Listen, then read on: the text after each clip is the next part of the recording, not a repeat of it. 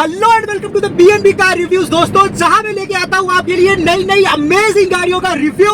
दोस्तों आज मैं आपके लिए लेके आया हूं Hyundai की तरफ से आने वाली उनकी एक एंट्री सेगमेंट की कार Hyundai की इओन का स्पोर्ट्स वेरिएंट, और ये है 2018 का वेरिएंट। तो मैं आपको बता दूं कि ये जो गाड़ी थी ये 2011 में लॉन्च हुई थी और 2019 में इस गाड़ी को Hyundai ने डिसकंटिन्यू कर दिया था। डिसकंटिन्यू करने का रीजन इसके लो सेल्स थे, और इसको लॉन्च करने का रीजन ये था कि Hyundai ने लगभग 900 करोड़ रुपए इन्वेस्ट करके इस गाड़ी को मारुति की ऑल्टो के टक्कर के अंदर इस गाड़ी को निकाला था। और इसके अंदर हमें दो वेरिएंट देखने के लिए मिलते थे, एक आता था 800 सीसी वाला और एक आता था 1000 सीसी वाला। तो ये 1000 सीसी वाला वेरिएंट है, बट इस गाड़ी को लोगों ने काफी पसंद भी किया और काफी ज्यादा जिसे कहते हैं इस गाड़ी के अंदर आगे जाके जो दिक्कतें आई वो इसके 3 सिलेंडर के इंजन होने के वजह से वाइब्रेशंस की दिक्कत आई। बाकी इस गाड़ी में कुछ कमी वगैरह थी नहीं, बट Hyundai ने लगभग 7 से 8 साल तक इस गाड़ी में कोई भी फेसलिफ्ट, कोई भी डेवलपमेंट ना ही जिसे कहते हैं एक्सटीरियरली किया, ना ही इंटीरियरली किया। जो गाड़ी 2011-12 में हमें मिलती थी वही गाड़ी 2019 तक ये हमें देते रहे। तो Hyundai ने खुद ने भी इस गाड़ी में कुछ ज्यादा इंटरेस्ट लिया नहीं और इसको 2019 आते आते गुड बाय बोल के Hyundai ने i10 नियोस को पुश करना शुरू किया। साथ ही साथ अब उनकी सेगमेंट के अंदर एक्स्टर भी आती है और न्यू वाली सेंट्रो भी आती है। तो आपको दिखाते हैं कि इस गाड़ी के अंदर क्या क्या दिया जाता था उस समय के हिसाब से।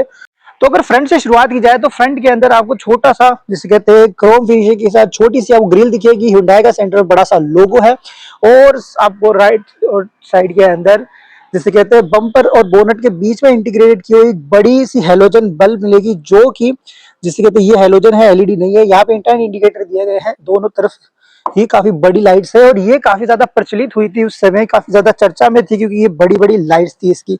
नीचे की तरफ आपको डायमंड कट के अंदर आपको दिखेंगे कि इसके अंदर फॉग लैंप दिए गए हैं बम्पर के अंदर नीचे की तरफ, और ये कुछ इसका सिंपल सा लुक जो है वो निकल के आ रहा है। अगर साइड की बात की जाए तो एक छोटा सा हमें इंडिकेटर, टायर इंडिकेटर दिया गया है ऑरेंज कलर के साथ अंदर। और यहाँ पे अगर बात करूँ टायर साइज की, तो मैं यहाँ पे हमें टायर जो देखने के मिलते हैं वो R13 के यानी 13 इंच के टायर हमें विथ जिसे कहते हैं व्हील कवर के साथ हमें देखने के लिए मिलते हैं। ORVM जो कि है वो बॉडी कलर में नहीं है, यहाँ पे क्रोम एक्सेसरीज में लगा हुआ है। ये ब्लैक कलर के हमें देखने के लिए मिलते थे, कोई भी टायर इंडिकेटर साइड में नहीं है। ये टोटल लेंथ सब 4 मीटर की है गाड़ी है, और कुछ यहाँ से लेके यहाँ तक इतनी सी सब 4 मीटर के अंदर ये गाड़ी खत्म हो जाती है। अगेन जो डोर हैंडल्स हैं वो हमें बॉडी कलर के अंदर दिए गए हैं, बट एक्सेसरीज में हम क्रोम लगाया हुआ है। और यहाँ पे अगर रियर रुक की बात करूँ तो रियर रुक के अंदर आपको सिंपल सटल रियर रुक है, इओन की बैजिंग दी गई है। 2018 आते आते उन्होंने वेरिएंट के नाम लिखना बंद कर दिए थे, बट ये स्पोर्ट्स वेरिएंट है।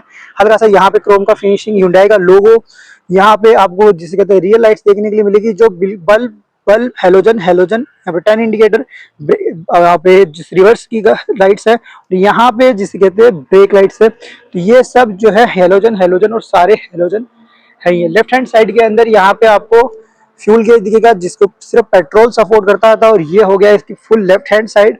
और नीचे बम्पर में किसी भी प्रकार का कोई भी सेंसर नहीं दिया गया है, तब तक यहाँ पे सेंसर मैंडेटरी नहीं हुआ था जिसके चलते। एंड अगर बूट स्पेस की बात की जाए तो इस तरह से हमें एक पार्सल ट्रे और यहाँ पे एक मैसिव सा जिसमें आपके 2 बैग अच्छे से एडजस्ट हो सकते हैं, सेगमेंट के हिसाब से काफी अच्छा बूट स्पेस हमें मिलता था। तो अब चलते हैं इसके सेकंड रो के अंदर। तो वही सेकंड रो की बात करें तो अगर हेडरेस्ट की बात करूँ तो Hyundai इओन चलाने वालों की मुझे लगता है किसी के साइड नहीं थे, इसीलिए चारों जो हेडरेस्ट है वो फिक्स हेडरेस्ट है। और पैड के अगर मैं यहाँ पे दिखाऊं आपको, क्योंकि ड्राइवर साइड की जो सीट है वो मेरे हिसाब से एडजस्ट है, तो थाइस आपको दिखेगा कि भाई leg room is like decent enough. Thigh support थोड़ा सा कम है, 5'8" के हिसाब से हाइट होने के चलते this much of height I am जिसे कहते हैं कि इतना मुझे हेडरूम मिल रहा है।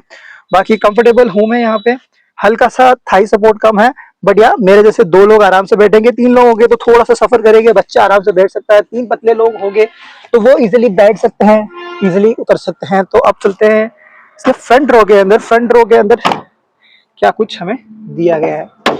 फ्रंट रो के अंदर यहाँ पे सबसे पहले की इंसर्ट की हुई है हमने।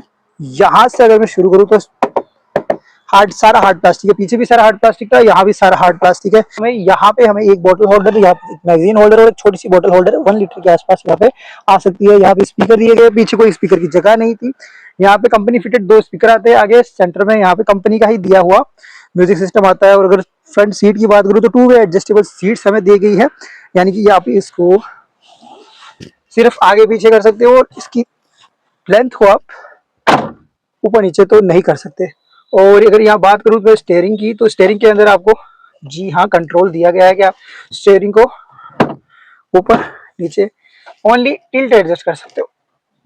ओके ठीक है, बढ़िया। अब अगर आपको इंटीरियर दिखाऊं तो सेंटर में आपको दिखाऊं, यहाँ पे आपको कंपनी का पूरा म्यूजिक सिस्टम मिलेगा जो यूएसबी आईपैड को सपोर्ट करेगा, एंड कोई ब्लूटूथ नहीं मिलेगी आपको। यहाँ पे 2018 का प्लेयर होने के बावजूद भी यहाँ से आप यूएसबी इंसर्ट कर सकते हो, इंसर्ट कर सकते हो।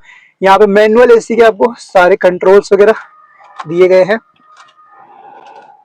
एंड जी हाँ पूरा सटल एक वी शेप के अंदर ये लुक है। ब्लैक ऑल ब्लैक डैशबोर्ड ऊपर से, और नीचे से आप हल्का सा क्रीम जो यहाँ पे कंटिन्यू किया गया है। फ्रंट में 2 पावर विंडो दी गई है, पीछे आपको मैनुअल पावर विंडो ही दी गई है। 72,000 कुल किलोमीटर ये चली हुई है, 72,822। और एकदम छोटा सा यहाँ पे इंस्ट्रूमेंटल क्लस्टर दिया गया है जो 180 की स्पीड। यहाँ पे आपको फ्यूल दिखाएगा, यहाँ पे आपको जिसे कहते हैं कि टेम्परेचर हीट वगैरह आपको दिखाएगा। तो कोई भी आरपीएम मीटर इसके अंदर आपको नहीं देखने के लिए मिलता है। तो बेसिकली बात है, ये एक छोटा सा जिसे कहते हैं डैशबोर्ड के अंदर आपको स्पेस दिया गया है, और यहाँ पे आप कुछ रख सकते हो। तो ओवरऑल ये कुछ गाड़ी आपको दी गई है। तो अगर ओवरऑल बात करूं तो ये गाड़ी 4 लोगों के हिसाब से मोर देन सफिशिएंट थी। 5 लोगों के हिसाब से अब मैं कहूंगा पीछे 3 लोग बैठा के आप जा सकते हैं। अगर आप 4 लोग हो, एक बच्चा हो, तो आपके लिए बहुत अच्छी ऑप्शन है। बाकी अगर मैं बात करूं कि इसके इंजन वगैरह की, तो 3 सिलेंडर जी हाँ इंजन, हाँ, लेकिन उससे बहुत ज्यादा फर्क नहीं पड़ेगा क्योंकि वाइब्रेशन इस गाड़ी के अंदर बहुत ज्यादा मुझे फील नहीं हुई। तो ये है 1 लीटर का कापा इंजन जो पेट्रोल पे चलता था, और इसके अंदर आपको 60 bhp की पावर और 90 Nm का टॉर्क मिलता था। और कंपनी क्लेम करती थी 20 kmpl का माइलेज, बट यह 18 से 20 के बीच का ही माइलेज ये निकाल के दिया करता था हमें। तो ये कुछ इंजन आता था Hyundai की योन के अंदर।